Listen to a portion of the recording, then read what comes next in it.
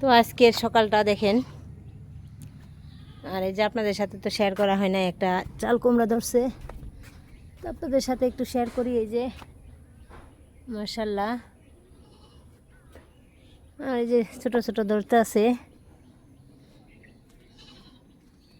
এই যে মনে হয় ঠিক বই নাকি, ওই যে ভুমরা ডাবায় রাইখে দেয়, বুঝছেন? এই যে বড় হইব কেমনি, যে ভুমরা ডাবায়। তারপরে আচ্ছা দেখি একটাও কাঁচামরিচ নাই ঘরে, বাজার থেকে আনা হয় নাই। তো এই যে টোকায় টাকায় যা দেখি নেওয়া যায় নাকি, আজকে হয় নাকি। এখানে কিন্তু মরিচ আছে, দেখি আগে লম্বা মরিচগুলা যদি থাকে। এই যে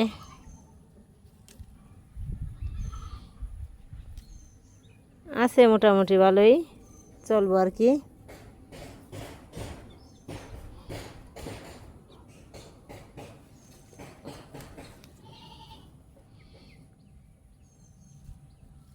মরিচ কিন্তু এই যে পাইকেও গেছে,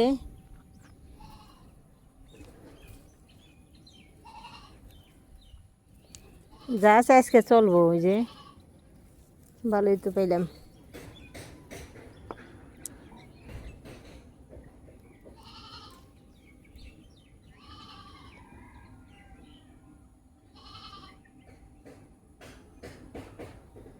এরই তো হইব, আছে কিছু।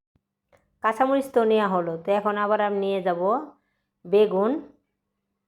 তো এই যে দেখেন গাছের মধ্যে মাশাল্লাহ বেগুন ধরেছে, যা আছে তো এই দিয়ে কিন্তু আজকে হয়ে যাবে। তো এখন আমি এই বেগুনগুলো ছিঁড়ে নিব এক এক করে। আর গাছের বেগুন আর কিনা বেগুন কিন্তু অনেক তফাৎ, আর বা গাছের বেগুন এগুলো কুচি কুচি খেতেও কিন্তু অনেক মজা। তো এই যে আমার এখানে কিন্তু বেগুন গাছ ছোট, তারপরও মাশাল্লাহ বেগুন অনেক ধরছে। তো এই যে বেগুন কিন্তু একদিনে যা আছে একদিন হয়ে যাবে আমাদের। তো এই দেখেন কতগুলা হইল। আর তারপরও পুকে ধরে দিকে, তাই যদি পুকে না ধরতো তাহলে কিন্তু আরও হয়তো কয়েকটা, তো পোকা ফেলে দিলাম। তো এই যে বেগুন তো নেওয়া শেষ, এটা থাক, এটা পরে নেব। তো এখন আবার নিয়ে নেব আমি এই যে বরবটি, আমরা বলি ঢেক্কা। তো দেখেন একটা ঢেক্কা কিন্তু একটা পুরা মানুষের সমান, আর এত মোটা হইছে আর এত সুন্দর, তা কি বলবো। তো ভাবলাম নিয়ে যাই, একটা দুইটা আলু দিয়ে ভাজি করব, আর এই যে বেগুন দিয়ে পাঙ্গাস মাছ রান্না করব। এগুলা যেভাবে ধরে এভাবে 4-5টা হলেই কিন্তু একটা বাজের হয়ে যায়। তো আমার ছাদ বাগান থেকে আমি এত টাটকা টাটকা সবজি কিভাবে পাই, আর কিভাবে হয় এত সুন্দর, গাছও সুন্দর। তো এই যে আমি কিভাবে গাছের যত্ন নিয়ে এইভাবে সুন্দর টাটকা টাটকা সবজি ফলন ফলাই। তো এই যে এখানে দেখলেন যত কাটাকুটা আছে তরকারির, সব কিছু কিন্তু আমি যেরকম বোতল কেটে বোতলের ভিতরে ভরে রাখি, আর এর সাথে কিছু পানি দিয়ে দিই। আর এই পানি আর এই তরকারি গুলা পচে জৈব সার হয়। আর এভাবেই কিন্তু আমি 2 দিন 1 দিন পর পর সব গাছে আমি দিয়ে দিই। আর এভাবে কিন্তু গাছগুলো সুন্দর তরতাজা থাকে, আর ফলনও কিন্তু ভালো হয়। আরও আছে চাল দোয়া পানি, ডাল দোয়া পানি, এগুলো কিন্তু আমি দিয়ে থাকি গাছের মধ্যে। তো সব কিছুর কিন্তু যত্ন না করলে কোনো কিছু পাওয়া যায় না। তো তার জন্য কিছু পেতে হলে কিছু দিতে হয়, এটা কিন্তু আমাদের মুরব্বীরা যারা আছেন তারা বলেই যে যাকেই যে কোনো জিনিসই আপনি করতে যান, কিছু দিতে হবে, তারপরে কিছু পেতে হবে। তো তার জন্য এই যে একটু কষ্ট করতে হবে, তারপরে কিন্তু ফলন পাবো, সবজি পাবো। আর টাটকা টাটকা সবজি দিয়েই কিন্তু আজকে রান্না করব আমি। সব কিছুই কষ্ট, বুঝছেন, সব কিছুই। এই যে এক এক করে আমি সব গাছে কিন্তু সুন্দর মতো পানিগুলো দিয়ে দিলাম।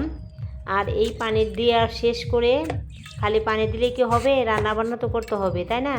তো এই যে আমি এখন গাছে পানি দেওয়া শেষ করে, তো এই যে চলে আসলাম রান্না করে।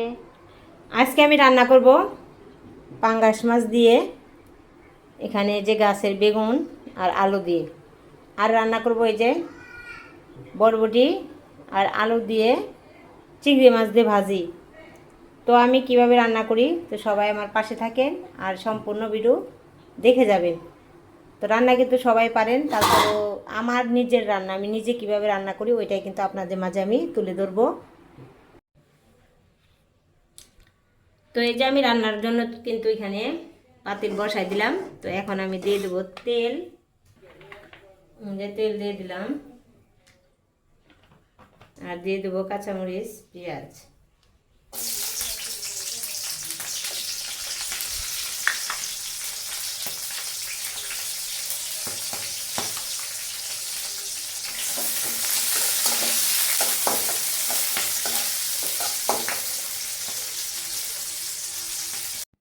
আর দিয়ে দিলাম পানি,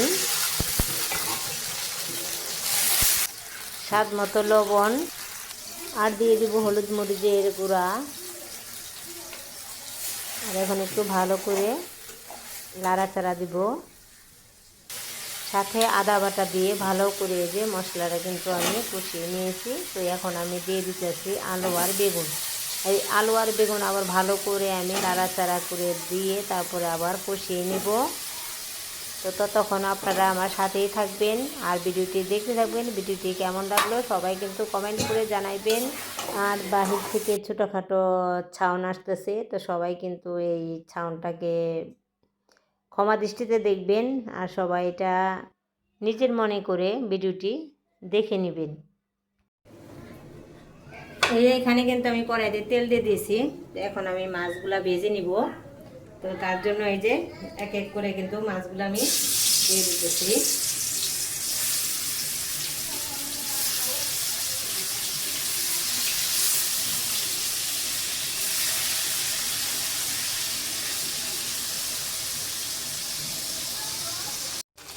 তো এই যে এখানে কিন্তু সুন্দর মতো এই যে তরকারিটা কষানো শেষ। এখন আমি ঝোলের জন্য পানি দিয়ে দিব।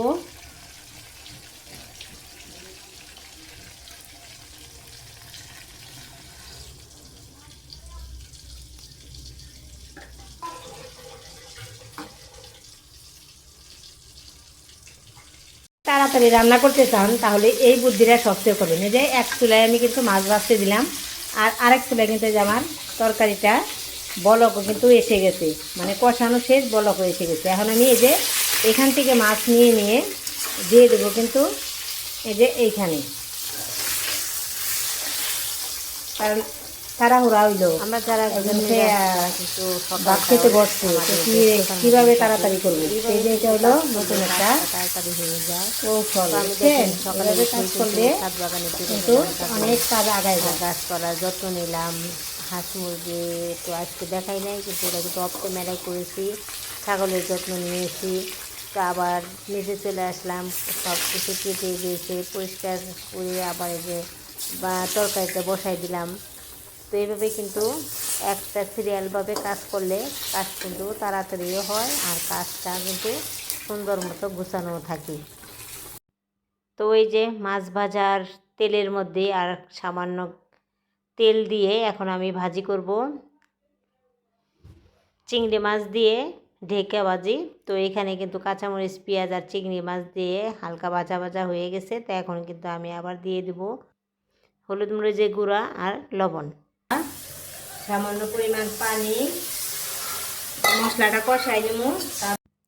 এই তো মশলা কষানো শেষ। তো এখন আমি দিয়ে দেব কেটে রাখা আলু আর ঢেকা। এই তো হয়ে গেল আমার আজকের রান্না। এখানে কিন্তু বেগুন, আলু আর সাথে পাঙ্গাস মাছ, আরও আছে এখানে চিংড়ি মাছ দিয়ে ঢেকা আলুর ভাজি। তো কেমন হলো বলেন তো বন্ধুরা। রান্না বান্না শেষ করে তো এখন কিন্তু থালা বাসনগুলাও ধুয়ে নিব। আর আমি কিন্তু ঘর টর সব কিছু আগেই গুছিয়ে নিয়েছি। তো আমার প্রিয় আপু ভাইয়েরা যারা আমার ভিডিওটি দেখতে দেখতে এই পর্যন্ত চলে এসেছেন, আপনাদের কাছে যদি আমার এই ভিডিওটি ভালো লেগে থাকে তাহলে সবাই একটি লাইক দিয়ে ভিডিওটি কন্টিনিউ করবেন। আর আমার নতুন নতুন আপু ভাইয়েরা যারা আছেন আমার ভিডিও ভালো লাগলে সবাই আমার পাশে থাকবেন আর ভিডিওটি সম্পূর্ণ দেখে যাবেন। তো ভিডিও আর বড় করব না, সবাই ভালো থাকবেন, সুস্থ থাকবেন আর আমাদের জন্য দোয়া করবেন। আল্লাহ হাফেজ, আসসালামু আলাইকুম।